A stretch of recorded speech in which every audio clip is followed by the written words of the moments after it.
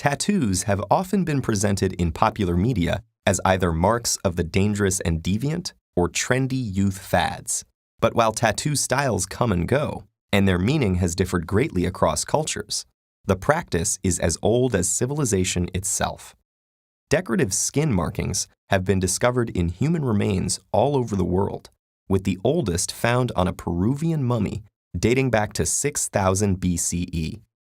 But have you ever wondered how tattooing really works? You may know that we shed our skin, losing about 30 to 40,000 skin cells per hour. That's about 1 million per day. So how come the tattoo doesn't gradually flake off along with them? The simple answer is that tattooing involves getting pigment deeper into the skin than the outermost layer that gets shed. Throughout history, different cultures have used various methods to accomplish this. But the first modern tattooing machine was modeled after Thomas Edison's engraving machine and ran on electricity. Tattooing machines used today insert tiny needles loaded with dye into the skin at a frequency of 50 to 3,000 times per minute. The needles punch through the epidermis, allowing ink to seep deep into the dermis, which is composed of collagen fibers, nerves, glands, blood vessels, and more.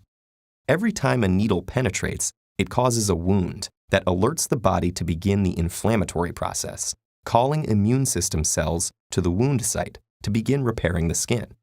And it is this very process that makes tattoos permanent. First, specialized cells called macrophages eat the invading material in an attempt to clean up the inflammatory mess.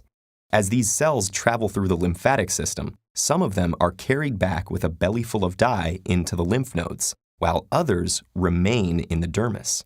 With no way to dispose of the pigment, the dyes inside them remain visible through the skin. Some of the ink particles are also suspended in the gel-like matrix of the dermis, while others are engulfed by dermal cells called fibroblasts. Initially, ink is deposited into the epidermis as well, but as the skin heals, the damaged epidermal cells are shed and replaced by new, dye-free cells, with the topmost layer peeling off like a healing sunburn. Blistering or crusting is not typically seen with professional tattoos, and complete epidermal regeneration requires 2 to 4 weeks, during which excess sun exposure and swimming should be avoided to prevent fading.